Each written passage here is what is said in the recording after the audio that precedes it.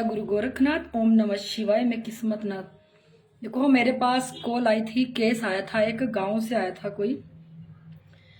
वो जो लड़की थी किसी पार्लर में काम करती थी, पार्लर का। तो जिस रास्ते से निकलती थी उस रास्ते पे चौराहा था। चौराहा था तो वो परिवार में जो उनके पिताजी थे वो बाहरले देश गए हुए थे, भाई उनका कोई था नहीं, ये बहनें ही बहनें थी। दूसरा, परमात्मा को ये लोग मानते नहीं थे। सिर्फ इन्होंने क्या किया, कृष्ण भगवान को इन्होंने भाई बना रखा था। ना कोई जोत बत्ती करते थे, ना कोई पूजा करते थे। बस जिस दिन जन्मदिन होता था तो उनका जन्मदिन मना लेते थे ये लोग, पर कभी पाठ पूजा नहीं करी इन लोगों ने। तो एक दिन चौराहे से निकल रही थी, किसी ने वहां पे गहना दे रखा था चौराहे पे। तो जब चौराहे से निकल रही अपने काम के लिए जा रही थी तो चौराहे से इससे एक हिजड़ा लग गया। जब इसको एक हिजड़ा लग गया तो पार्लर से जब ये वापस आई घर तो हिजड़ों की तरह तालियां मारने लगी, रात को उठ उठ के नाचने लगी। जैसे हिजड़े करते हैं वैसे सब कुछ वो करने लगी। रातों को भी वो सोती नहीं थी, ताड़ियां मारती थी और नाचती थी। घर के उसके सारे परेशान हो गए थे। देखो, भाई कोई था नहीं, बहनें ही बहनें थी। वो सब परेशान हो गए, दिक्कत में आ गए कि ये क्या चीज हो रही है, ये क्या हो रहा है। फिर उन्हें शिवधाम का पता चला तो शिवधाम पे उन्होंने कॉल करी। कॉल करके उन्होंने ऐसे ऐसे बताया कि हमारे घर में ये चीजें हो रही है। तो हमने उन्हें यहाँ धाम पे बुलाया। जब धाम पे बुलाया तो हमने देखा कि उसके ऊपर तो एक हिजड़ा था। तो जैसे हमने हिजड़े से पूछा कि तू कहाँ से आया है। जरूरी नहीं है कोई हमारे ऊपर चीजें छोड़ेगा तभी आएगा कोई, क्योंकि वो परफ्यूम बहुत लगाती थी।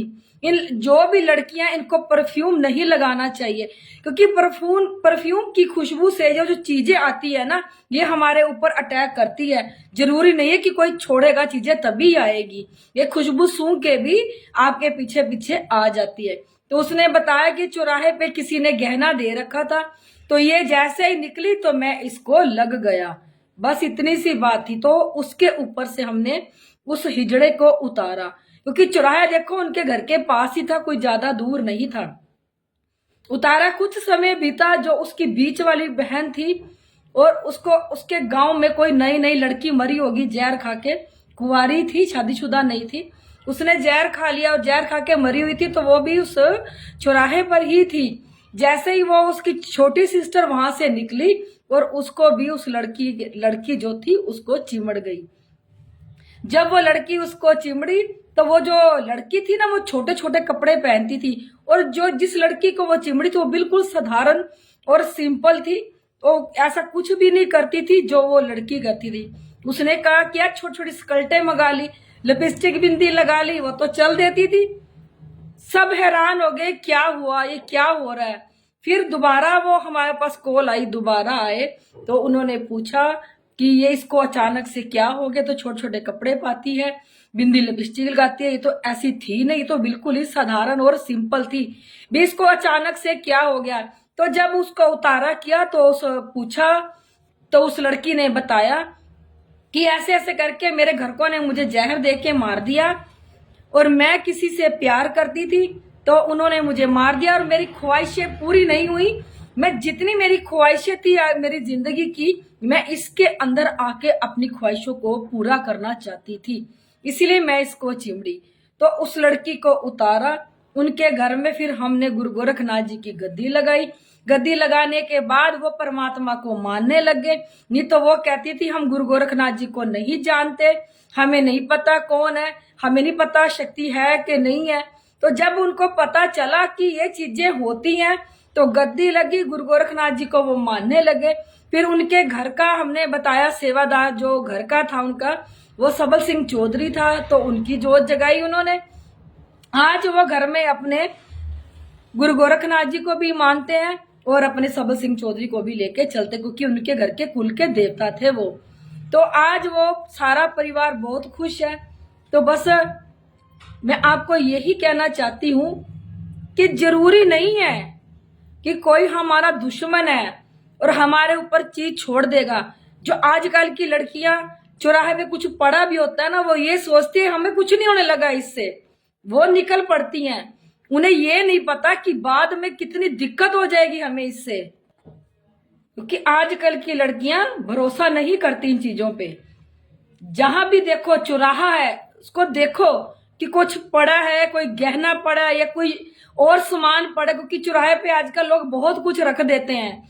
उस चौराहे से बच के चलो, क्योंकि फिर तुम्हारे साथ चीजें लग के आ जाएंगी, फिर तुम्हें दिक्कत होने लग जाएंगी, जैसे उन लड़कियों को हुई थी।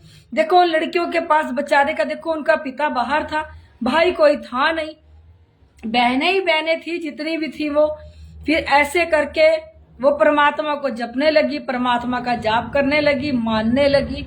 आज उनके घर में सुख शांति है, कुछ भी है वो पूछ के करती है, बिना पूछे वो कुछ भी नहीं करती। मैं यही कहना चाह रही हूँ, जो आजकल की लड़कियां लड़के हैं वो अपना चौराहे पे देख के चलो, अगर कुछ दिख रहा है चौराहे पे पड़ा हुआ, बेशक वहां से वापस हो लो, जरूरी नहीं है इसी रास्ते से जाना है हमने चौराहा लांग के, उस रास्ते से वापस हो जाओ और अपना देख के चलो। परमात्मा ने आंखें दी हैं, देखो कि आपके मगर कोई चीज थोड़ी लगी, अगर कोई चीज लग जाती है तो बाद में बहुत दिक्कत आ जाती है।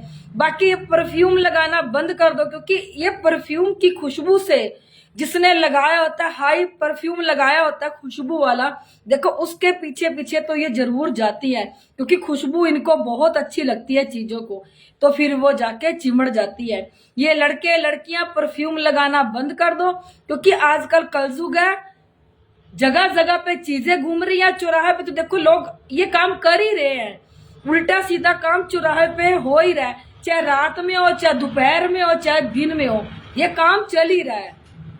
मैं बस यही कहना चाहती हूँ, जो लड़के लड़की इन चीजों को नहीं मानते, अपना देखो परखो, अपना चौराहों से बचो, अपना परफ्यूम मत लगाओ, ताकि बाद में ये चीजें आप लोगों को तंग करें। एक अच्छी गद्दी से जुड़ो, कलयुग है, गुरु बनाओ, भेड़ चाल नहीं बननी। आप लोगों ने ये नहीं देखनी कि वहां बहुत ज्यादा भीड़ लग रही है, हमारे लिए यही गुरु अच्छा है। जरूरी नहीं है जहां ज्यादा बहुत ज्यादा भीड़ लगे हमारे लिए वही गुरु अच्छा है, ये बात नहीं है। अब परमात्मा ने आपको आंखें दी है, बुद्धि दी है, सब कुछ दिया, देखो सोचो परखो फिर गुरु बनाओ। ऐसे गुरु ना बनाओ, क्योंकि बाद में गुरु, एक गुरु बनाओ छोड़ो दूसरा बनाओ, फिर गुरु का दोष भी लगता है, फिर आप लोगों को ये पाप दोष भी देने पड़ते हैं। बस मैं आप लोगों को यही कहना चाहती हूँ, मैं अपनी हर वीडियो में कहती हूँ, इसमें भी कह रही हूँ, यहाँ गुरु गोरखनाथ और भोलेनाथ साक्षात प्रकट हुए थे। यहाँ पे हर सूक्ष्म से सूक्ष्म चीज को देखा जाता है, जो हमारे खून में, नसों में हमारे रम जाती है, हमारे खून को काला कर देती है।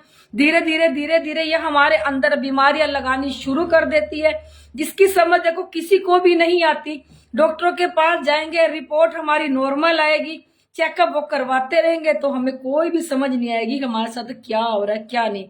अगर हम कोई दवाई भी खाते हैं, मान लो हमें बॉडी में कोई प्रॉब्लम भी है, हम कोई दवाई भी खा रहे हैं, पर वो दवाई हमें लग ही नहीं रही, क्यों नहीं लग रही? आप लोगों को कहते ही होंगे डॉक्टर को जाके कि मुझे ये दवाई नहीं लग रही, मेरी दवाई चेंज करो, बोलते ही होंगे जो लोग बीमार चल रहे हैं।